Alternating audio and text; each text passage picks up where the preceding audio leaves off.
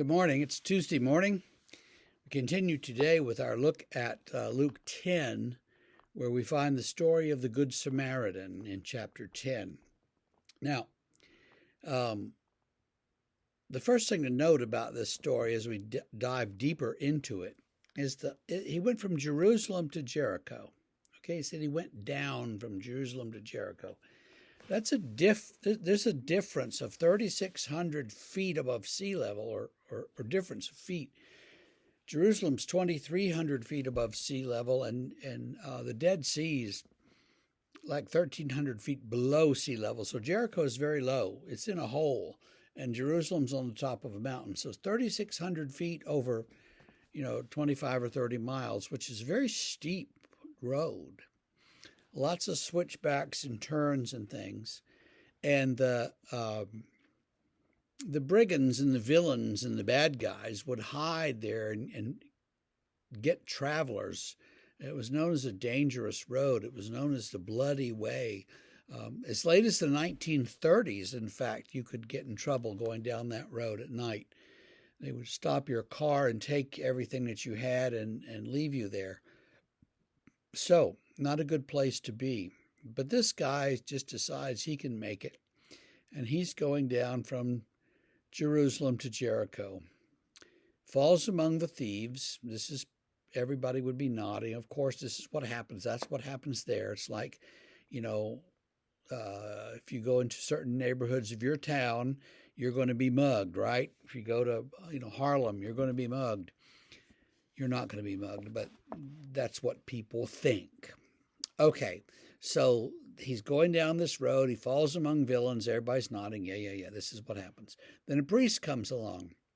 The priest is probably thinking he's dead and remembers the verse in Deuteronomy about not touching a dead body and thinks, I should probably leave this poor man there. And he slips by on the other side of the road.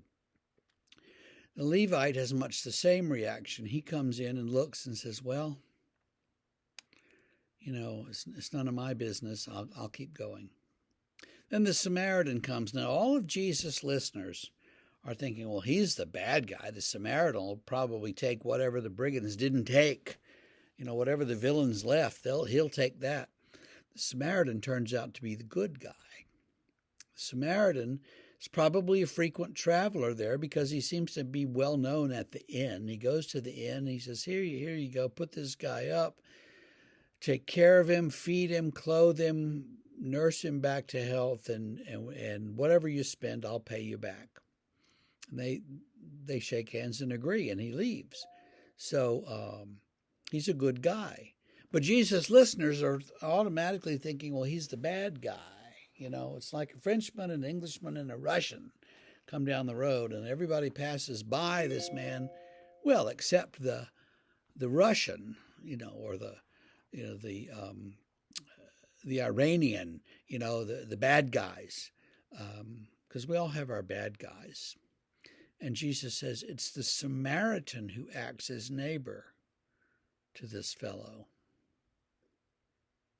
Think about that. The bad guy is the one who takes care of him and goes out of his way to help him. And Jesus concludes by saying, if that can happen, then, you could probably take care of people who live on your street, right? So he closes by saying, go and do likewise to the lawyer. Go and do likewise. Act like that Samaritan. Can you manage that? And, of course, all the listeners are thinking, oh, gee, the Samaritan? So the Good Samaritan is a real paradox. It sort of plays back and forth with us, and it's like the good terrorist or something. It's supposed to strike us as strange and weird. It doesn't, because we've heard it a million times, but that's why we're reviewing it now for Lent. So think about who it is that you would turn away from. And then think, Jesus died for that person just like he died for me. I have no right to turn away. And then turn back and help them. Be a good neighbor. See you tomorrow.